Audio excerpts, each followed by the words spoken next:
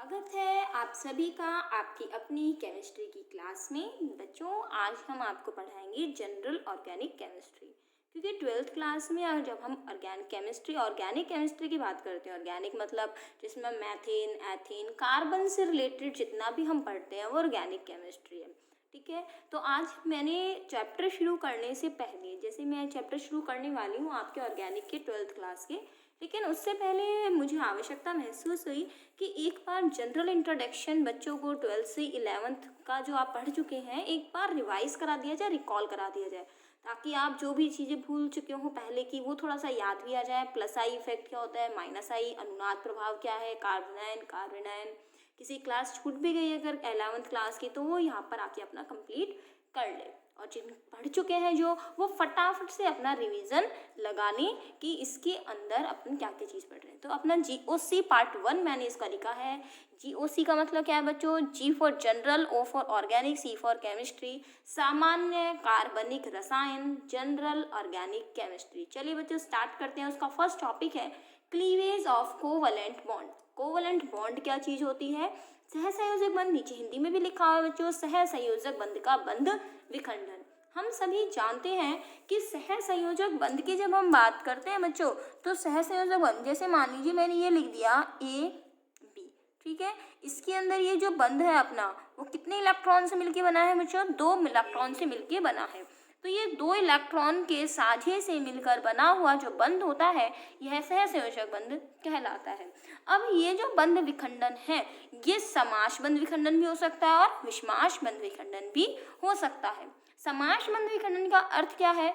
जब साझे के दोनों इलेक्ट्रॉन बराबर से एक एक परमाणु पर चले जाएं। बीच में कितने इलेक्ट्रॉन हैं? 2। परमाणु भी कितने हैं? 2। तो एक इलेक्ट्रॉन तो ए के पास चला जाए और दूसरा इलेक्ट्रॉन बी के पास चला जाए। विषमाश बंध विखंडन, जब बंध विखंडन के फलस्वरूप यहाँ पर दोनों इलेक्ट्रॉन किसी एक के पास ही चले जाएं तो इसे हम क्या कहते हैं बच्चों? विषमाश बंध विखंडन कहते हैं। चलिए यहाँ से अब आपको मैं लिख के भी बता देती हूँ बच्चों। जैसे हमने क्या लिखा है यहाँ से A B, क्या लिखा बच्चों? A B यहाँ से लिखा। अब मैंने क्या करा, इन दोनों इलेक्ट्रॉन को समास बंध विखंडन करना है, तो मैंने इस बंध को उठा के, देखो मैंने इस तरह से, मैंने 2 तीर लगाते हैं ना बच्चों। चलो पहले इसको बता देती हूँ ताकि आपको थोड़ा आसान हो जाए। ये मैंने लिखा A B, ठीक है, दोनों इलेक्ट्रॉन किसी एक के पास ही पहुंचा दिए। अगर एक इलेक्ट्रॉन पहुंचाते हो तो बच्चों एक तीर लगेगा, अगर दोनों पहुंचाते हो तो इस तरह से पूरा तीर लग जाएगा। तो यहाँ पर जो हम तीर लगाएंगे वो कैसा दिखाएंगे बच्चों? आधा, पूरा नहीं दिखाएंगे। इसी तरह से यहाँ पर ये कैसे दिखा दिया? आधा। इसका मतलब है दोनों ओर क्या जाएंगे? एक एक इलेक्ट्रॉन जाएंगे। तो बच्चों यहाँ से बनने वाला क्या बनेगा अपने पास? एक इलेक्ट्रॉन चला गया ए के पास और दूसरा इलेक्ट्रॉन किसके पास चला गया? बी के पास। यही होगा बच्चों। इसी तरह से यहाँ देखिए, जिसके पास दोनों इलेक्ट्रॉन गए हैं बच्चों, इसके पास से सारे ही चले गए तो क्या बन गया? A+, और इसके पास दोनों इलेक्ट्रॉन आ गए, इसका मतलब क्या आ गया? माइनस। यहाँ से एक चीज़ और क्लियर कर लीजिए, जब भी ऑर्गेनिक केमिस्ट्री में हम क्या लगाएंगे? माइनस। इसका मतलब कितने इलेक्ट्रॉन होंगे बच्चों? वहाँ पर 2 इलेक्ट्रॉन होंगे। माइनस में कितने इलेक्ट्रॉन होंगे? 2। एक तो खुद का और दूसरा जो साझे का था। यहाँ पर समझ में आ गई यहाँ पर बात? बच्चों देखिएगा, मैंने यहाँ से आपकी परिभाषा भी लिख दी है, आप चाहे तो इसे लिख सकते हैं। बाकी आप 11th में पढ़ चुके हैं तो केवल एक बार इस वीडियो को समझ लीजिए क्या क्या चीज़ें हैं, ताकि फटाफट अपन कर सकें इसको। आगे देखें, इसके अंदर ये जो बनी हुई स्पीशीज़ है, एक एक इलेक्ट्रॉन युक्त स्पीशीज़ को क्या बोलते हैं? मूलक। क्या बोलते हैं उसे हम बच्चों? मुक्त मूलक। मुक्त है फ्री रेडिकल्स, तो इसके द्वारा तो किसका निर्माण होता है? मुक्त मूलक का। जब एक इलेक्ट्रॉन युक्त स्पीशीज होती है तो इसे मुक्त मूलक कहा जाता है, जबकि यहाँ धनायन और ऋणायनों का निर्माण होता है। देखिए बच्चों, यहाँ पर मैंने लिख भी दिया, इसके द्वारा मुक्त मूलक का निर्माण होता है और इसके द्वारा धनायन ऋणायन का निर्माण होता है। अब एक एग्जाम्पल ले लें। यहाँ तो हमने ए भी लिया है, अब एक फैक्ट एग्जाम्पल लेते हैं ऑर्गेनिक केमिस्ट्री का। यहाँ पर बच्चों देखिए एग्जाम्पल क्या है। बच्चों यहाँ से आप एग्जाम्पल देखिए, ये मैंने 2 मॉलिक्यूल ले लिया। अब आप ये कंफ्यूजन नहीं हो जाए बच्चों कि ये आर क्या चीज़ होती है। बच्चों आर का अर्थ होता है कार्बन। कार्बन यहाँ कितने भी हो सकते हैं, 1 2 3 4 5, कितने भी कार्बन आप दोनों ओर लगा सकते हैं। बच्चों मुक्त मूलकों का निर्माण 2 प्रकार से होता है, ये भी आपके लिए जानना आवश्यक है। या तो समान विद्युत ऋणता के परमाणु आमने सामने हो, ऑक्सीजन, दोनों ऑक्सीजन की विद्युत ऋणता क्या है? समान। विद्युत ऋणता इलेक्ट्रॉन को खींचने की क्षमता, इसीलिए यहाँ पर क्या बनता है बच्चों? मुक्त मूलक का निर्माण होता है और इससे बनने वाला प्रोडक्ट क्या होगा बच्चों? RO मुक्त मूलक। कितने बन जाएंगे? एक तो ये बनेगा और एक और बन जाएगा, तो मतलब दो बन गए भाई, एक तो ये बन गया, एक ये बन गया, दो बन गए यहाँ से, तो ये RO मुक्त मूलक यहाँ से बन गए। तो मुक्त मूलक का निर्माण कब होता है? जब समान विद्युत ऋणता के परमाणु पास पास हों। दूसरी कंडीशन क्या होती है बच्चों? जब सूर्य का प्रकाश हो, क्योंकि हमें ऑर्गेनिक केमिस्ट्री में इसकी आवश्यकता होगी कि कब अभिक्रिया की क्रियाविधि मुक्त मूलक चलेगी या कब आयनिक चलेगी, अर्थात कब तो हम बंध विखंडन को समाश करें कि कब बंध विखंडन विषमाश करें, कब समान बंध विखंडन होगा, कब असमान बंध विखंडन होगा, इसका पता भी हमें रहना चाहिए। तो ऐसी स्थिति जब आती है बच्चों, तो स्थिति में क्या होता है? मुक्त मूलक के निर्माण होते हैं। या बच्चों दूसरी चीज हमारे पास आए, तो बच्चों यहाँ से देखें, हम यहाँ पे अगर यहाँ से हम कह दें आपको कि इस तरह से लिखा हो CH3Cl और साथ में क्या लिखा हो? HNu। HNu का अर्थ क्या होता है बच्चों? सूर्य का प्रकाश। सूर्य के प्रकाश का अर्थ हो गया कि जब भी सूर्य का प्रकाश होगा, तो बच्चों यहाँ ध्यान रखिएगा, यहाँ बंध का विखंडन कैसा होगा? समाश बंध विखंडन होगा, अर्थात क्या बनेंगे? मूलक बनेंगे। CH3 मूलक और ये क्या बन गया? क्लोरीन मूलक। समझ में आई बात? तो हमने ये भी बता दिया कब ऐसा होगा, इसकी बहुत जरूरत पड़ने वाली है अपने को 12th क्लास में। ठीक है बच्चों, अब आगे आता है अपना CH3Br। अब क्या मैंने यहाँ पर इसको कुछ भी नहीं लिखा, ठीक है, इस तरह से लिखा, कोई हमने नहीं लिखा, यहाँ Cl ले लिया, Br ले लिया। अगर मैंने सूर्य का प्रकाश नहीं लिखा, तो बच्चों यहाँ से इस बंध के इलेक्ट्रॉन कहाँ विस्थापित हो जाएंगे? Br की ओर। क्यों हुए Br की ओर? कारण भी बता देते हैं। जिसकी विद्युत ऋणता ज्यादा होगी उस ओर इलेक्ट्रॉन का विस्थापन हो जाएगा। आप जानते हैं हैलोजन की विद्युत ऋणता अधिक होती है, फ्लोरीन, उसके बाद ऑक्सीजन, फिर क्लोरीन, अर्थात जब हम बात करें वर्ग 17 की, तो इनकी विद्युत ऋणता सर्वाधिक होती है, अर्थात विद्युत ऋणता अधिक होने के कारण Br अपनी ओर इलेक्ट्रॉन को खींच लेगा। विद्युत ऋणता मतलब इलेक्ट्रॉन को अपनी ओर आकर्षित करने की क्षमता। तो बच्चों यहाँ से देखें CH3 प्लस बन गया और क्या बन गया? Br minus. ठीक है, इस तरह से यहाँ बन जाएगा बच्चों। तो आपको पता चल गया दोनों में डिफरेंस। अगर मैं यहाँ HNu लिख देती अर्थात सूर्य का प्रकाश लिख देती तो यह नहीं होता। ठीक है, तो चलो अब अगला टॉपिक लेते हैं। बॉन्ड जो अपना क्लीवेज था ये यहाँ से समाप्त होता है। नेक्स्ट टॉपिक पे आते हैं बच्चों। नेक्स्ट टॉपिक है अपना टाइप्स ऑफ रिएजेंट्स, अभिकर्मक के प्रकार। अभिकर्मक कितने प्रकार के होते हैं अपना केमिस्ट्री? तो अभिकर्मक कितने प्रकार के होते हैं? अभिकर्मक हमारे दो प्रकार के होते हैं। आप जानते हैं हमने पढ़ा था इलेक्ट्रॉन स्नेही और दूसरा नाभिक स्नेही। बच्चों मैं कोशिश करूंगी कि आपको मैं हर एक चीज़ को बहुत क्लियर पॉइंट के हिसाब से करवा पाऊँ। अगर आपको ये मेरे पॉइंट्स अच्छे लग रहे हैं तो बच्चों मुझे एक बार ज़रूर रिस्पॉन्स में बताइएगा, फीडबैक में नीचे कमेंट बॉक्स में, कि हाँ हमें समझ आ रहा है, ताकि मुझे भी पता चलता रहे कि यहाँ बच्चों को समझ आ रही है चीज़ें या नहीं आ रही हैं। चलिए बच्चों आगे बढ़ते हैं हम। बच्चों देखिएगा इलेक्ट्रॉन स्नेही और नाभिक स्नेही क्या चीज़ होती है। इलेक्ट्रॉन स्नेही को इंग्लिश में हम कहते हैं इलेक्ट्रोफाइल और नाभिक स्नेही को क्या कहते हैं हम? न्यूक्लियोफाइल। इलेक्ट्रॉन स्नेही में हम देखें नाम क्या होगा बच्चों इसका, जैसे हम इंग्लिश में अगर इसको हम लिखें बच्चों, देखिए इलेक्ट्रोफाइल और न्यूक्लियोफाइल मैंने क्यों लिखा है इसे इंग्लिश में मैं बता देती हूँ।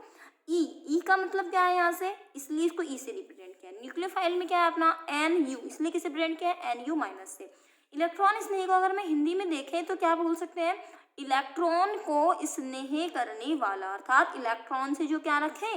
स्नेह रखे। वो क्या रखेगा? इलेक्ट्रॉन स्नेह। देखो बहुत आराम से समझ में आएगा बच्चों। यहाँ से अपने को मैं डेफिनेशन भी यहाँ से लिखती हूँ। आप देखिए बच्चों इलेक्ट्रॉन स्नेही, इलेक्ट्रोफाइल, इलेक्ट्रो मतलब इलेक्ट्रॉन, फिलस मतलब टू लव, अर्थात इलेक्ट्रॉन से स्नेह रखने वाला। इलेक्ट्रॉन से स्नेह कौन रखेगा? इलेक्ट्रॉन से कौन प्यार रखेगा? जिसके पास इलेक्ट्रॉन की क्या होगी? कमी होगी। तो इलेक्ट्रॉन स्नेही वो होते हैं जिनमें इलेक्ट्रॉन की कमी होती है। क्या होती है? इलेक्ट्रॉन की कमी होती है। वो क्या कहलाते हैं बच्चों? इलेक्ट्रॉन स्नेही कहलाते हैं। इलेक्ट्रॉन की कमी वाले क्या होंगे? इलेक्ट्रॉन स्नेही। और जिसके पास इलेक्ट्रॉन की कमी होगी बच्चों उस पर कौन सा अपने पास आवेश टिकेगा? प्लस। इसीलिए इलेक्ट्रॉन स्नेही पे क्या होता है? प्लस आवेश होता है। इसी तरह से आगे हम बात करें इलेक्ट्रॉन स्नेही दो प्रकार के हम दिखते हैं। इसलिए कौन कौन से होते हैं बच्चों? दो प्रकार के कौन से होते हैं? देखिए यहाँ से, एक तो जिनके पास क्या हो? धनावेश हो। जिनके पास धनावेश हो, लिखते हैं हम यहाँ से। देख लीजिए बच्चों, एक तो धनावेशित होते हैं और दूसरे कैसे होते हैं, उदासीन होते हैं। जो धनावेशित होते हैं उन पर क्या होगा, अपना पॉजिटिव चार्ज होगा। अब जितने भी पॉजिटिव चार्ज वाले हैं उन सबको इसके अंदर रख दीजिए। देखिए मैं यहाँ से लिख भी रही हूँ, H+ लिख दिया, CH3+ लिख दिया हमने, Cl+ लिख दीजिए। सब पे धनावेश है, जिस पर भी धनावेश है वो सब क्या है, इलेक्ट्रॉन स्नेही। अब उदासीन कौन से होते हैं, उदासीन वो होते हैं जिनके पास इलेक्ट्रॉन की कमी तो होती है लेकिन धनावेश नहीं होता, जैसे AlCl3। कैसे है कमी, एल्यूमिनियम के अष्टक में यहाँ से अगर इसके केंद्र परमाणु के चारों ओर देखा जाए तो 6 इलेक्ट्रॉन होते हैं, अर्थात अष्टक पूर्ण नहीं है। 8 इलेक्ट्रॉन अगर पूरे नहीं है तो वो क्या कही जाएगी, उसमें इलेक्ट्रॉन की कमी कही जाएगी। तो AlCl3 यहाँ से और मैं लिख दूँ FeCl3, और हम यहाँ से लिख दें BF3, और हम लिख दें यहाँ से एग्जाम्पल के रूप में BCl3। तो ये जो सभी यहाँ से होंगे वो क्या होंगे बच्चों, इलेक्ट्रॉन स्नेही होंगे, अर्थात जिनका अष्टक पूर्ण नहीं होता है। तो यहाँ से आप इन सभी को क्या कहेंगे बच्चों, एक और चीज़ कह दूँ, इनको हम सामान्य रूप से क्या कहते हैं, लुईस अम्ल भी कहते हैं। अर्थात जिनका अष्टक पूर्ण नहीं होता, 8 इलेक्ट्रॉन से कम होते हैं, वे सभी इलेक्ट्रॉन स्नेही के अंदर आते हैं। और सभी धनावेशित क्या होते हैं, इलेक्ट्रॉन स्नेही होते हैं। तो इलेक्ट्रॉन स्नेही 2 प्रकार के। सीधा क्वेश्चन एग्जाम में ये बन भी जाता है आपके 12th में भी, किन्हीं 2 इलेक्ट्रॉन स्नेही के उदाहरण लिखिए। अब आते हैं अपन नाभिक स्नेही पर। नाभिक को आप जानते हैं, नाभिक में क्या होते हैं बच्चों, इलेक्ट्रॉन क्या होते हैं, नाभिक में इलेक्ट्रॉन होते हैं क्या, नहीं, नाभिक में क्या होता है, धनावेश होता है। अब आप कहेंगे मैडम आपने तो माइनस दिखा दिया, तो मुझे नाभिक थोड़ी दिखाना है, मुझे तो ये बताना है कि यहाँ से नाभिक से स्नेह रखने वाला। नाभिक का मतलब नाभिक में क्या होता है, धनावेश, अर्थात जो धनावेश से स्नेह रखे। धनावेश से स्नेह कौन रखेगा, धनावेश के पास कौन जाएगा, ऋणावेश, अर्थात जिनके पास इलेक्ट्रॉन की क्या हो, अधिकता हो। यहाँ इलेक्ट्रॉन की कमी होती है, यहाँ इलेक्ट्रॉन की अधिकता होती है। इसी अनुसार मैं लिखूं जैसे मैंने यहाँ पर लिखा, तो न्यूक्लियो का मतलब क्या हो गया बच्चों, न्यूक्लियस। तो इनको हम बोलते हैं बच्चों न्यूक्लियस लविंग रिएजेंट्स। क्या बोलते हैं, ये इलेक्ट्रॉन लविंग रिएजेंट है और ये nucleus loving reagent. It means यहाँ पे हम कह सकते हैं नाभिक से स्नेह रखने वाला,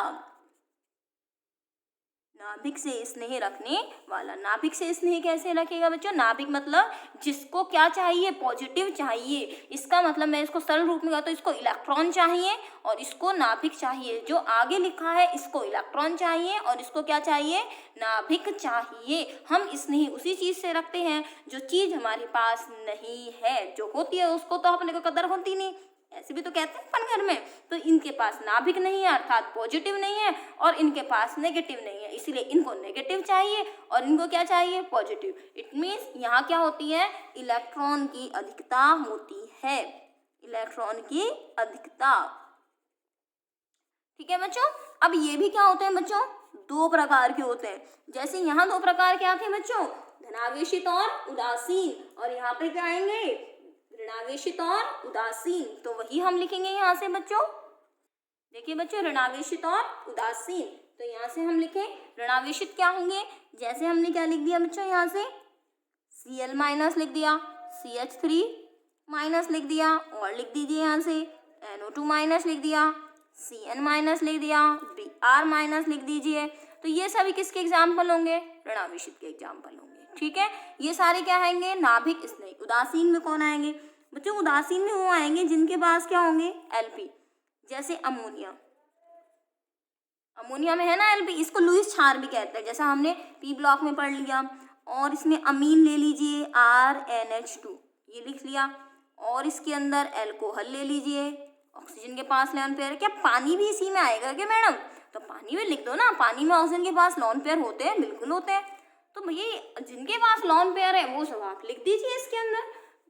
तो इसको अगर मैं ईथर लिख दूं ROR, तो ये भी आएगा इसके अंदर। तो जहां आपको लोन पेयर दिखे वो सभी इसके अंदर आएंगे। तो ये लुईस क्षार कहलाते हैं, जिनके पास क्या होते हैं, Lp होते हैं। तो बच्चों को हम क्या कहते हैं, लुईस क्षार कहते हैं। तो मैं आशा करती हूँ आपको यहाँ से इलेक्ट्रॉन स्नेही नाभिक स्नेही समझ आ गया होगा। अगर आपके पास ये चीज़ नोट डाउन नहीं है तो आप नोट कर लीजिए, अगर है तो हमारे साथ रिवीजन में बने रहिए, क्योंकि भैया 12वीं क्लास में इन्हीं के बिना तो काम नहीं चलने वाला। पहले जनरल ऑर्गेनिक केमिस्ट्री क्लियर करें, फिर हम अपने चैप्टर पे पढ़ेंगे। चलिए बच्चों, आगे हम पढ़ेंगे हम कार्ब धनायन और कार्ब ऋणायन। आप चाहें तो बच्चों इसका स्क्रीनशॉट भी आप ले सकते हैं, आपके सामने पूरा मटेरियल है। चलिए बच्चों, हम आगे बढ़ते हैं। अब बच्चों अगला तीसरा टॉपिक है अपना जनरल ऑर्गेनिक केमिस्ट्री में इलेक्ट्रॉन विस्थापन के प्रभाव। मतलब अगर इलेक्ट्रॉन एक जगह से दूसरी जगह विस्थापित होता है तो निम्न 3 प्रभाव पड़ते हैं हमारे। मेन यही है प्रेरणिक, अनुनादिक और इलेक्ट्रोमैग्नेटिक। प्रेरणिक प्रभाव वही है जो हम पढ़ते आए हैं, प्लस आई माइनस आई, अनुनाद plus R minus R, electromagnetic जो है प्लस ई माइनस ई। अब इन तीनों में से 2 प्रभाव तो होते हैं स्थायी और एक होता है अस्थायी। तो बच्चों वो हम देख लेते हैं कैसे है। बच्चों ऊपर के 2 तो है अपने स्थायी और नीचे वाला कैसा है, अस्थायी। इट मीन्स अगर कोई अभिकर्मक इसके पास आता है तो ये प्रभाव दिखता है, और अभिकर्मक चला जाता है तो इलेक्ट्रोमैग्नेटिक प्रभाव नहीं दिखता। लेकिन ये प्रभाव इसमें क्या होता है, स्थायी होता है। और ये किस पर निर्भर करता है कि कोई परमाणु के साथ दूसरा परमाणु कौन सा जुड़ा हुआ है। जैसे हम यहाँ से बता दें बच्चों, यहाँ से समझेंगे, इसे अंदर कोई भी अणु है, ठीक है। जैसे वो अणु मैंने कौन सा ले लिया बच्चों, CH3Cl मैथिल क्लोराइड ले लिया हमने। किसी अणु में, अणु मतलब ये ले लिया में किसी परमाणु अथवा प्रतिस्थापी समूह। प्रतिस्थापी समूह का मतलब क्या होता है बच्चों, ये था पूरा अणु मैथेन का CH3H, मैंने H को तो हटा दिया और इस जगह क्या लगा दिया Cl। तो Cl क्या हो गया इसका, प्रतिस्थापी के प्रभाव से, उस प्रतिस्थापी या परमाणु के प्रभाव से इलेक्ट्रॉन का स्थानांतरण, इसी के कारण ये जो मैंने प्रतिस्थापी या Cl लगाया, इसकी वजह से ये जो बीच के जो इलेक्ट्रॉन है इनमें क्या होगा, स्थानांतरण होगा। या तो ये इलेक्ट्रॉन Cl की ओर जाएंगे या CH3 की ओर जाएंगे, जिसके कारण बंध में क्या उत्पन्न हो जाती है, स्थायी ध्रुवणता उत्पन्न होती है। देखिए ध्रुवणता का मतलब क्या है ये भी हम क्लियर कर दें। मैंने वापस से इसी अणु को लिखा। हम जानते हैं Cl की उद्दीपकता अधिक है, अर्थात इलेक्ट्रॉन किसकी ओर आकर्षित रहते हैं बच्चों, Cl की ओर आकर्षित रहते हैं। सॉरी, 2 मैंने तीर गलत लगा दिए, एक Cl, मतलब Cl की ओर इलेक्ट्रॉन क्या रहते हैं, आकर्षित रहते हैं, जिसके कारण माइनस आंशिक यहाँ जाता है और प्लस आंशिक यहाँ जाता है। तो ये इलेक्ट्रॉन ऑटोमेटिकली किसकी ओर स्थानांतरित हो रहे हैं, Cl की ओर। ये इलेक्ट्रॉन Cl की ओर स्थानांतरित हो रहे हैं, इसी का मतलब यहाँ से 2 आवेश बन गए, एक प्लस और दूसरा माइनस। इस तरह से 2 ध्रुवों का बन जाना ही क्या कहलाता है, ध्रुवणता कहलाती है। बच्चों ध्रुवणता जब भी शब्द आए केमिस्ट्री में आपका तो ध्यान रख लीजिए, 2 ध्रुव बन जाएंगे। वो 2 ध्रुव किसके होंगे, प्लस और माइनस के। बच्चों हमारी धरती के भी 2 ध्रुव है, एक उत्तरी ध्रुव और एक दक्षिणी ध्रुव, होता है कि नहीं होता। इसी तरह से जब भी हम पोल्स की बात कर रहे हैं तो यहाँ ध्रुव किसकी बात हो रही है, प्लस और माइनस की, तो 2 ध्रुव इसके अंदर भी ये बन जाते हैं। इसी को हम कहते हैं स्थायी ध्रुवणता। तो यहाँ पर आपको समझ में आ गया होगा, ये जो पूरी लाइन मैंने लिखी, और ये जो ध्रुवणता उत्पन्न हुई इसी की वजह से प्रेरणिक प्रभाव या अनुनाद प्रभाव उत्पन्न होता है। तो इस समय जो आपको ये प्रभाव दिख रहा है बच्चों, ये किसका भाग है, ये प्रेरणिक प्रभाव का भाग है। अब हम डिटेल से किसको पढ़ेंगे, प्रेरणिक प्रभाव को पढ़ेंगे। लेकिन अगर ये CH3H यहाँ लिखा है या कुछ और लिखा है, जब तक इसके पास दूसरा परमाणु नहीं आ जाएगा तब तक इसके अंदर कोई ध्रुवणता उत्पन्न नहीं होगी। अर्थात एक की वजह से दूसरे में ध्रुवणता उत्पन्न हो, कोई दूसरा अणु जब तक नहीं आएगा तब तक अगर ध्रुवणता उत्पन्न ना हो तो वहां पर वो क्या कहलाता है, इलेक्ट्रोमैग्नेटिक प्रभाव। इसको भी हम डिटेल से पढ़ेंगे बच्चों, लेकिन ज्यादा इंपॉर्टेंट अपना प्रेरणिक और अनुनादिक प्रभाव है। तो पहले हम इसको क्लियर कर लेते हैं कि हमारा प्रेरणिक प्रभाव क्या है। जो देखिए हमारा टॉपिक है इंडक्टिव इफेक्ट, प्रेरणिक प्रभाव में जो 2 तरह का होता है, एक प्लस आई और दूसरा होता है माइनस आई। लेकिन सबसे पहले हम प्रेरणिक प्रभाव की डेफिनेशन जानिए क्या है। एक बार मैं आपको रीडिंग करवा देती हूँ इसके अंदर से, अपने पास क्या है। देखिए बच्चों यहाँ से प्रेरणिक प्रभाव, जैसा कि आप यहाँ से देख रहे हैं, इसमें क्या डेफिनेशन लिखी हुई है, भिन्न विद्युत ऋणात्मकता के 2 परमाणुओं के मध्य निर्मित सहसंयोजक आबंध में इलेक्ट्रॉन असमान रूप से सहभाजित होते हैं। मैं आपको साथ साथ समझाती हुई भी चलती हूँ बच्चों इन चीजों को, देखिएगा। देखिए बच्चों 2 परमाणु है हमारे पास, ठीक है, एक कार्बन ले लिया और दूसरा क्या ले लिया, Cl ले लिया। इनमें इलेक्ट्रॉन असमान रूप से सहभाजित होते हैं। इलेक्ट्रॉन घनत्व उच्च विद्युत ऋणता के परमाणु की ओर अधिक होता है। इसका मतलब क्या है बच्चों कि जो कार्बन और Cl है, यहाँ पर ये जो इलेक्ट्रॉन घनत्व इन दोनों के बीच में से वो ज्यादा किसके पास होगा? दोनों में से विद्युत ऋणता किसकी ज्यादा है? Cl की अधिक है। अर्थात इस बंध के इलेक्ट्रॉन को कौन आकर्षित करता है? Cl। इसी कारण से इस Cl पर क्या आ जाता है? आंशिक ऋणावेश, और इस कार्बन पर क्या आ जाता है? आंशिक धनावेश। जैसे मान लीजिए हमने यहाँ पर इस तरह से एक और कार्बन इसके पीछे हमने लिख दिया, तो यह दोनों में से विद्युत ऋणता किसकी ज्यादा है? Cl की। तो माइनस इस पर आ गया और प्लस इस पर आ गया। इस तरह से हम क्या दिखा दिया? इसकी ओर इलेक्ट्रॉन आकर्षित होते हुए। अब यहाँ पर क्या हुआ? यहाँ आंशिक धनावेश आया। अब इसी ध्रुवणता की वजह से इसके पीछे वाला जो कार्बन है बच्चों, इसके ऊपर भी क्या आने लग जाता है? धनावेश आने लग जाता है। लेकिन इन दोनों में से ज्यादा इलेक्ट्रॉन किसके आकर्षित होंगे? आप खुद सोच के देखिए। Cl किसके पास है? कार्बन के पास। अर्थात इस कार्बन से ज्यादा इलेक्ट्रॉन आकर्षित होने बजाय इसके। तो बच्चों मैं यहाँ से आपको ये बता दूं, मैं सिर्फ इतना ही बताना चाह रही थी कि दो भिन्न विद्युत ऋणता के परमाणु, एक कार्बन है और दूसरा Cl है, तो भिन्न विद्युत ऋणता के परमाणु आपस में जब मिलते हैं, ध्यान दीजिएगा मेरे शब्दों पे क्योंकि समझना ज्यादा जरूरी है बजाय नोट करने के। समझ आ जाएगा तो आप अपने आप लिख भी सकते हैं। तो यहाँ Cl की विद्युत ऋणता क्या होती है बच्चों? ज्यादा। इलेक्ट्रॉन किसने खींच लिए? इसने खींच लिए। एक पे माइनस आ गया तो स्वतः ही दूसरे पे क्या आ गया? प्लस। दूसरे हमें ये भी बात बता दूं, बॉन्ड पूरी तरह से टूटा नहीं है, इसीलिए यहाँ पूरी तरह से माइनस नहीं लगाया जा सकता। अगर मैं ऐसा लिख देती C+Cl-, इसका मतलब बीच में बॉन्ड है ही नहीं, पूरी तरह से इलेक्ट्रॉन कहाँ आ गए? Cl के पास। इस आंशिक का मतलब है कि कुछ आवेश का भाग कार्बन के पास है तथा ज्यादा आवेश का भाग किसके पास है? क्लोरीन के पास है। तो इस प्रकार से ये जो बंध है वो कैसा हो गया? ध्रुवीय हो गया, ध्रुवणता उत्पन्न हो गई। इसी वजह से यहाँ प्रभाव उत्पन्न होता है इलेक्ट्रॉन के विस्थापन से, जिसे हम प्रेरणिक प्रभाव कहते हैं। अब इसके अंदर क्लोरीन इधर इलेक्ट्रॉन खींच रहा है, तो अर्थात जो इलेक्ट्रॉन खींचता है तो उसको हम क्या कहते हैं? -I प्रभाव वाला समूह। क्या कहते हैं बच्चों? -I प्रभाव वाला समूह। और जो इलेक्ट्रॉन को दे रहा है बच्चों, सीधी सी बात है, क्लोरीन अगर इलेक्ट्रॉन खींच रहा है तो कार्बन को तो इलेक्ट्रॉन देने ही होंगे। तो यहाँ से ये वाला जो है इसको हम क्या कहेंगे? +I प्रभाव वाले समूह। समझ में आई बात? जो इलेक्ट्रॉन खींचे वो -I दिखाता है, जो इलेक्ट्रॉन को दे दे वो +I प्रभाव वाला समूह प्रभाव दिखाता है। ठीक है बच्चों, समझ में आया प्रेरणिक प्रभाव क्या है? ध्यान रखिएगा, प्रेरणिक प्रभाव तभी उत्पन्न होगा जब विद्युत ऋणता क्या होगी? असमान होगी, माइनस और प्लस होंगे। ऐसी स्थिति में कोई प्रभाव उत्पन्न नहीं होगा। ठीक है, विद्युत ऋणता असमान होगी तो ही प्रभाव उत्पन्न होगा। चलिए आगे देखते हैं। अब हम यहाँ से पढ़ लेते हैं। आपको लैंग्वेज अगर प्रॉब्लम आए तो बच्चों यहाँ से मैं कॉपी पर लिखती लैंग्वेज को, लेकिन सेम यही लैंग्वेज है, इसमें कोई परेशानी आपको नहीं आएगी। तो इस कारण सहसंयोजक बंध ध्रुवीय हो जाता है। अधिक ध्रुवणता के कारण यहाँ इलेक्ट्रॉनिक प्रभाव उत्पन्न होते हैं। जैसे मैंने यही एग्जाम्पल लिया, CCl बंध क्या है? ध्रुवीय है। इसकी ध्रुवणता के कारण यहाँ एक पर आंशिक धनावेश तथा क्लोरीन पर आंशिक ऋणावेश उत्पन्न हो जाता है। देखिए बच्चों, मैंने अभी अभी एग्जाम्पल लिया था, H पूरे नहीं किए थे, लेकिन इन दोनों में से आपको ये बता दिया जाए कि इन दोनों में से ज्यादा प्रभाव किस पे पड़ रहा है, तो बच्चों पास वाले पे पड़ेगा। जैसे जैसे मान लीजिए यहाँ पर मैंने और कार्बन यहाँ लगा दिए तो ये प्रभाव दूरी बढ़ते बढ़ते क्या होने लग जाएगा? खत्म होने लग जाएगा। और ये जो चिन्ह है वो किसको दिखाता है?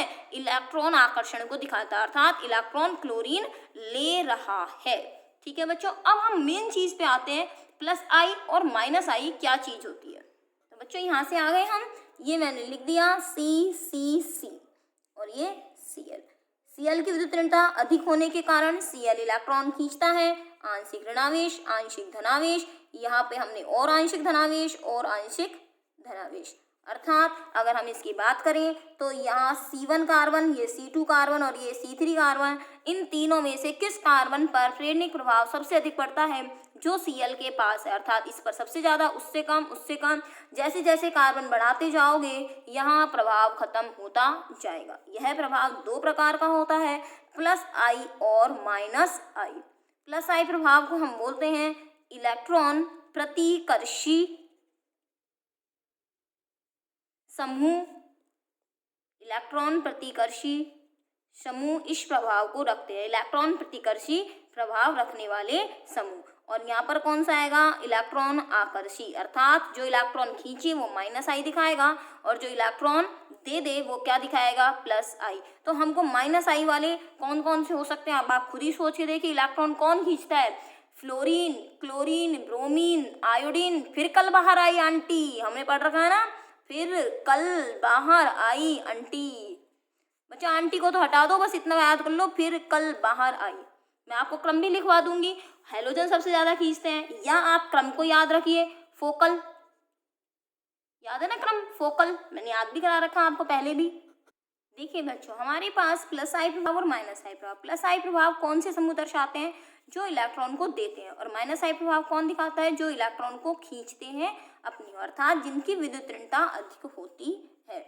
जैसे इलेक्ट्रॉन दाता समूह में कौन से आएंगे बच्चों, इसके आएगा जैसे मैथिल, कार्बन, अर्थात जो कार्बन को इलेक्ट्रॉन दे वो तो प्लस आई प्रभाव, और जो कार्बन से इलेक्ट्रॉन ले ले वो माइनस आई प्रभाव। ये ध्यान रखिएगा, कार्बन के सापेक्ष इसके अंदर इलेक्ट्रॉन की बात की जाती है।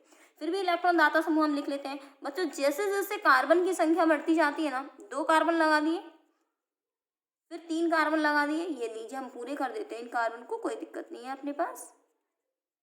इसको हम कहते हैं मैथिल, इसको एथिल, और ये प्रोपिल, प्रोपिल में भी ये एन प्रोपिल है। इसका भी बना दूंगी कि अपन इसको समूह के नाम कैसे देते हैं।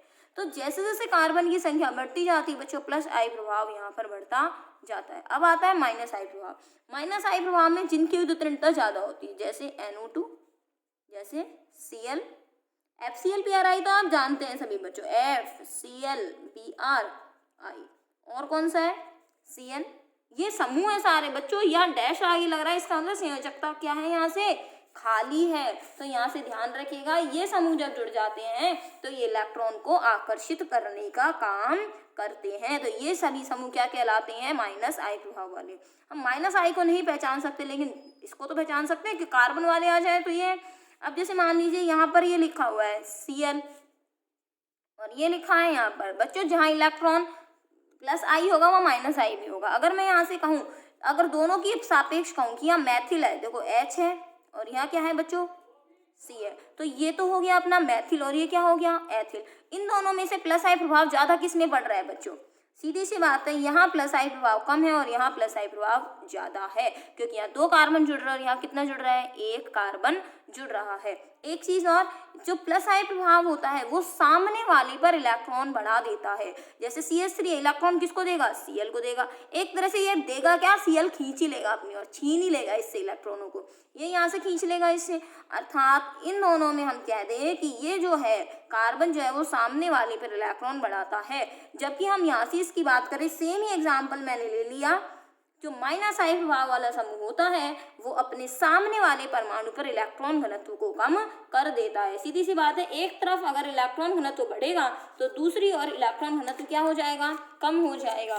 Cl पर इलेक्ट्रॉन घनत्व जब भी बढ़ेगा, या तो सामने वाला इसको इलेक्ट्रॉन दे दे या ये खुद उससे ले ले। तो Cl अपनी ओर खींचता है इलेक्ट्रॉन, तो सामने वाले पे कमी करता है और खुद पर क्या करता है, इलेक्ट्रॉन की वृद्धि करता है। तो प्लस आई प्रभाव सामने वाले परमाणु पर, ऐसे मैं इसमें लिख के बता दूं, परमाणु पर इलेक्ट्रॉन घनत्व में वृद्धि करता है। ठीक है, इसमें क्या कहेंगे हम, सामने वाले परमाणु पर, देख लीजिए बच्चों, ये इलेक्ट्रॉन घनत्व में वृद्धि कर रहा है, कार्बन Cl को इलेक्ट्रॉन दे रहा था, Cl पे इलेक्ट्रॉन घनत्व में वृद्धि हो रही है।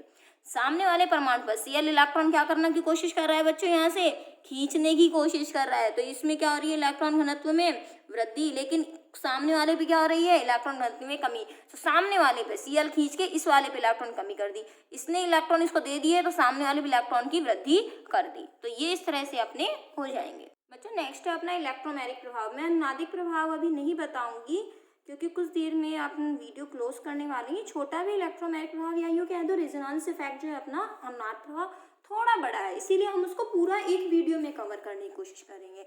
तो इलेक्ट्रोमैग्नेटिक प्रभाव बच्चों मैं आपको बता दूं, ये कैसा प्रभाव है बच्चों, अस्थायी प्रभाव है। कैसे है अस्थायी प्रभाव, जैसे मान लीजिए मैंने यहाँ से C डबल बॉन्ड C लिखा, H लिख दिया यहाँ से, CH2 ये लीजिए, H2 पूरे कर दिए मैंने यहाँ से, एथीन का मॉलिक्यूल लिख दिया। अब तब तक यहाँ पर एक सिग्मा है और दूसरा क्या है बच्चों, पाई है। अब यहाँ पर ये जो पाई इलेक्ट्रॉन है ये यहाँ से मूव करते हैं, अर्थात स्थानांतरित होते हैं, या तो इधर कार्बन पर या फिर इधर कार्बन पर। मैं आपको एक चीज बता दूं बच्चों कि ये इलेक्ट्रॉन तब तक यहाँ से मूव नहीं होंगे जब तक इनके पास कोई और अटैकिंग रिएजेंट नहीं आ जाएगा। तो यहाँ पर होता क्या है बच्चों, H प्लस क्या है, ये अटैकिंग रिएजेंट है, CH+ ले लिया हमने। अब ये H+ जैसे ही इसके करीब जाता है तो ये पॉजिटिव को इसके पास लेके जा रहा है, अर्थात पॉजिटिव लेके जा रहा है, तो इसका मतलब इसको क्या चाहिए, इलेक्ट्रॉन चाहिए। तो ये इलेक्ट्रॉन, ये पाई, जैसे ही प्लस इसके पास जाता है ये तुरंत इलेक्ट्रॉन खिंच के कहाँ जाते हैं, इस कार्बन के पास आ जाते हैं। मान लीजिए H जो है वो यहाँ से पास नहीं गया, ये H उठ के यहाँ से पास गया, तो ये इलेक्ट्रॉन तुरंत खिंच के किसके पास आ जाएंगे, इस वाले कार्बन के पास आ जाएंगे। क्योंकि ये तो हम कॉपी पेन पे कर रहे हैं, हमें नहीं पता H कहाँ से पास आ रहा है, इसीलिए इस समय हम इसको किसी भी कार्बन पर दिखा सकते हैं। ठीक है बच्चों, तो ये अगर ये नहीं होता है H यहाँ से तो फिर ये कुछ भी नहीं करता। अब देखें यहाँ से रिएक्शन को अगर मैं यहाँ से करके देखूँ बच्चों तो क्या होगा, यहाँ से C, ये C, अब यहाँ से ये H तो आप लगाएं चाहे नहीं लगाएं कोई दिक्कत नहीं है। अब जैसे ही इलेक्ट्रॉन इसके पास खिंच के आ गए बच्चों तो एक पे क्या आएगा माइनस, दूसरे पे क्या आएगा प्लस। जैसे ही H को यहाँ से प्लस दिखा, ये माइनस दिखा, ये फटाफट कोई दिक्कत गलती नहीं करेगा, फटाफट पहुंच जाएगा इस कार्बन के पास, क्योंकि ये माइनस इकट्ठा करने का काम भी किसने किया है बच्चों, इस H ने ही किया है। अब आगे देखिए यहाँ से होगा क्या, मेन ये तो बीच में बनी है स्पीशीज है ना, लेकिन अब आप देखिए C, ये अपन ने H यहाँ लगाई देंगे, ये H यहाँ से इसके पास आके जुड़ गया, ये H तो पहले से ही थे और इसके प्लस के ऊपर कुछ भी नहीं आया, क्योंकि ऐसा नहीं हो सकता, H+ ऐसे थोड़ी आ जाएगा, H+ कहीं से टूट के तो आया होगा। जैसे मान लीजिए ये H+ किस में से टूट के आया होगा, HCl में से टूट के आया, तो फिर ये बचा हुआ Cl इसके पास आके जुड़ जाएगा। तो हमने यहाँ पर एक चीज ये सीखी बच्चों इलेक्ट्रोमैग्नेटिक प्रभाव में कि अगर ये H नहीं होता तो यहाँ भी इलेक्ट्रॉन का कोई मूवमेंट नहीं होता। अब ये H+ जुड़ रहा है कि Cl- जुड़ रहा है, इस पर ही निर्भर करेगा। अब देखें यहाँ क्या निर्भर करेगा कि ये +E है या -E है। चलिए मैं आपको बता दूं, इलेक्ट्रॉन किस ओर मूव करे, इस कार्बन की ओर। जिस कार्बन की ओर इलेक्ट्रॉन गए उसी कार्बन पर हाइड्रोजन जुड़ गया, अर्थात जिस पर इलेक्ट्रॉन आए उसी पर ही अटैकिंग रिएजेंट जुड़ जाए तो वह +E प्रभाव कहलाता है। लेकिन जिस पर इलेक्ट्रॉन जाए उस पर वह परमाणु ना जुड़े तो वो -E कहलाता है। ये जो मैंने अभी एग्जाम्पल बताया, Cl को मैं यहाँ से हटा दूं तो यहाँ पर ये प्रभाव क्या कहलाएगा, +E प्रभाव कहलाएगा। मैं फिर से कह रही हूँ बच्चों, एग्जाम में ये इम्पोर्टेंस ये रखता है कि हमें समझ आया नहीं आया, क्योंकि लिखने के लिए कभी नहीं आता। ऑर्गेनिक को हमें शुरू करना है तो ऑर्गेनिक में ये बेसिक चीजें हमें बिल्कुल दिमाग में सेट करनी होंगी। तो बच्चों ये जो मैंने एग्जाम्पल बताया आपको किसका था, +E का था। -E का एग्जाम्पल भी देख लेते हैं बच्चों, यहाँ से समझिएगा। ये मैंने फिर से वही एथीन ले ली, अटैकिंग रिएजेंट कौन है, Cl-। जैसे ही Cl- इसके पास जाएगा तो क्या इलेक्ट्रॉन यहाँ आएंगे क्या, नहीं। अब इलेक्ट्रॉन जैसे ही Cl- इसके पास जाने लगेगा बच्चों, इलेक्ट्रॉन इसके पास जाने लगेंगे तो ये तुरंत इलेक्ट्रॉन यहाँ ना जाके कहाँ सरक जाएंगे, इस कार्बन पे सरक जाएंगे। इस तरह से आप समझ सकते हैं। लेकिन बच्चों जैसे ही इलेक्ट्रॉन यहाँ पर गए तो इस समय स्थिति क्या हो जाएगी बच्चों, ये यहाँ पर क्या होगा माइनस, और यहाँ सॉरी ये इलेक्ट्रॉन नहीं लगेगा, केवल एक बॉन्ड दिखेगा, और यहाँ क्या आ जाएगा प्लस। इलेक्ट्रॉन किस ओर मूव करे, इस कार्बन पे, लेकिन ये Cl कहाँ जुड़ेगा, अब आप खुद बताइए, इस पे जुड़ेगा कि इस पे जुड़ेगा। ये Cl आके किस पे जुड़ जाएगा बच्चों, इस वाले कार्बन पर आके जुड़ जाएगा। तो बनने वाला प्रोडक्ट क्या बना बच्चों, C, ये जो H, चलो ये H पूरे कर देते हैं हम यहाँ से, ये Cl जुड़ गया और ये क्या आ गया माइनस, नेगेटिव तो यहाँ पे रह गया ये माइनस आवेश इसका। तो यहाँ से मैंने आपको बता दिया कि अगर अटैकिंग रिएजेंट अर्थात आक्रमण करने वाला जहाँ पर इलेक्ट्रॉन गए हैं उसके दूसरे कार्बन पर आ जाए तो वह -E प्रभाव कहलाता है। बच्चों एक चीज मैं और क्लियर कर दूं, कहीं आप यही ना समझे कि क्लोरीन तो यहाँ से आया था इसलिए ऐसा हुआ, क्योंकि यहाँ पर हमें नहीं पता कि इलेक्ट्रॉन क्लोरीन को कहाँ जाना चाहिए। मान लीजिए एग्जाम्पल में कुछ ऐसा होता हमारे पास, हम ऐसा लिख देते C+C CH3H ये H। अब यहाँ से हमने क्या लिख दिया, Cl माइनस। मैंने कहा हम कॉपी पेन भी कर रहे हैं, इसीलिए हमें नहीं पता ये Cl किसके पास जाएगा। अब हमारा काम डिसाइड कौन करेगा, ये CH3 करेगा। मैंने अभी बताया आपको ये प्लस आई प्रभाव दिखाता है, अर्थात ये इस कार्बन को इलेक्ट्रॉन देने का काम करेगा। अब आप खुद सोचिए, ये कार्बन इसको इलेक्ट्रॉन दे रहा है, तो क्या ये पाई इलेक्ट्रॉन जो है वो इस कार्बन के पास जाएंगे कि इस कार्बन के पास जाएंगे। अर्थात जैसे ही Cl माइनस इसके पास आने की कोशिश करेगा तो Cl माइनस को पता है कि इस कार्बन को इलेक्ट्रॉन कौन दे रहा है, मैथिल दे रहा है। अर्थात यहाँ इलेक्ट्रॉन घनत्व ज्यादा है, अर्थात यहाँ बहुत सारा क्या है, माइनस है। तो Cl माइनस यहाँ की और क्या होगा, नहीं आ पाएगा। तो तुरंत ये इलेक्ट्रॉन जो होंगे इस समय बच्चों क्या होगा स्थिति, CH3 यहाँ इलेक्ट्रॉन देने की कोशिश कर रहा है, इसीलिए ये इलेक्ट्रॉन कहाँ डिस्प्लेस हो जाएंगे, किस तरफ स्थानांतरित हो जाएंगे, इस कार्बन की ओर स्थानांतरित हो जाएंगे। तो अगर हमें प्लस आई प्रभाव समझ में आ जाता है तो हम आसानी से ये बता सकते हैं कि उस यौगिक में, उस कंपाउंड में प्लस कौन बनेगा और माइनस कौन बनेगा। तो मैंने यहाँ पर इलेक्ट्रोमैग्नेटिक प्रभाव के जरिए आपको ये भी समझाने की कोशिश करी है कि प्लस कहाँ आएगा और माइनस कहाँ आएगा। देखिए अब इसका मतलब स्थिति क्या बनी बच्चों, ये C, यहाँ से CH3, ये H, यहाँ H और ये Cl। इलेक्ट्रॉन यहाँ मूव कर गए तो बच्चों यहाँ क्या आएगा, माइनस। यहाँ क्या आएगा बच्चों, प्लस आ गया। हमने ये बीच में बना के देख लिया क्योंकि शुरुआत में सीख रहे हैं ना हम।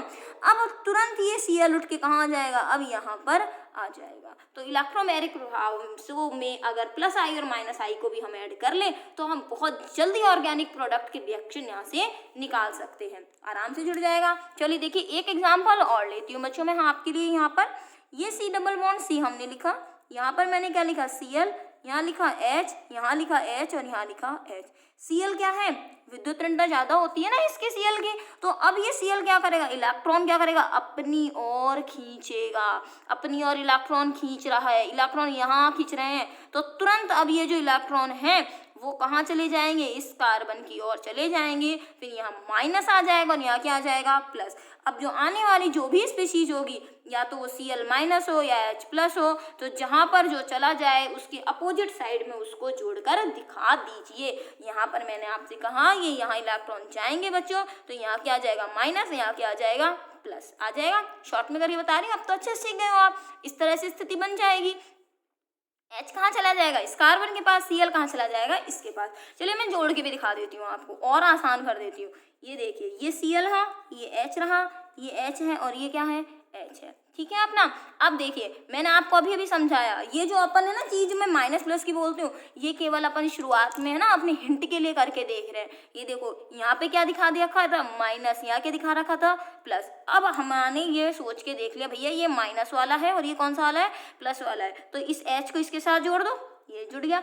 इस Cl को इसके साथ जोड़ दो, ये जुड़ गया। ये देखो बन गया कि नहीं बन गया अपना प्रोडक्ट। तो हमें पता चल गया H कहाँ जोड़ना था और Cl कहाँ जोड़ना था, तो हमने यह देख लिया। अगर लेकिन ये इलेक्ट्रोमैग्नेटिक प्रभाव में फिर से कह रही हूँ, अगर ये जुड़ने के लिए इसके पास नहीं आते तो बच्चों ये इलेक्ट्रॉन कभी भी विस्थापित नहीं होते। इलेक्ट्रॉन विस्थापन जो होता है वो एक स्थायी यौगिक स्थायी प्रभाव नहीं होता, ये एक अस्थायी प्रभाव होता है। तो बच्चों अगर आपको यहाँ से कुछ भी प्रॉब्लम आ रही हो समझने में तो आप मुझे कमेंट बॉक्स में बता सकते हैं कि मैडम ये क्लियर नहीं हुआ। तो जब मैं नेक्स्ट वीडियो लाऊंगी आपके लिए वो टॉपिक मैं आपको पूरा पक्के से क्लियर करके बताऊंगी। बिल्कुल आपका ध्यान रखा जाएगा इसके अंदर कि बच्चों को जो चीज़ समझ नहीं आ रही है उसको मैं कोशिश करूंगी आपको क्लियर करने की। इंडक्टिव इफेक्ट बता दिया आपको, इलेक्ट्रोमैग्नेटिक प्रभाव बता दिया, छोटे छोटे कंसेप्ट हम ऑर्गेनिक के यहाँ से सीख रहे हैं। बच्चों कल की वीडियो में जो जनरल ऑर्गेनिक केमिस्ट्री हम पढ़ेंगे उसके अंदर हम कवर करेंगे अनुनाद का प्रभाव अर्थात रेजोनेटिंग इफेक्ट, हम वहाँ से क्लियर करेंगे, जो कि आज के 12th क्लास के लिए इतना इम्पोर्टेंट है कि उसके बिना हम ऑर्गेनिक को हिला भी नहीं सकते। तो ऑर्गेनिक केमिस्ट्री में हम अनुनाद कैसे दिखाएं, बच्चे थोड़ा कंफ्यूज हो जाते हैं, नया नया सीखते हैं 11th में, इसलिए 12th में आते आते थोड़ा पक्का करना होता है। हम अभी पक्का कर लेंगे, मैं गारंटी देती हूँ कि आप अनुनाद को कभी भूल ही नहीं पाएंगे। तो नेक्स्ट वीडियो में मिलते हैं बच्चों आपसे अनुनाद प्रभाव के साथ। इतने आप कोशिश कीजिए, सीखते रहिए, समझते रहिए बच्चों। धन्यवाद।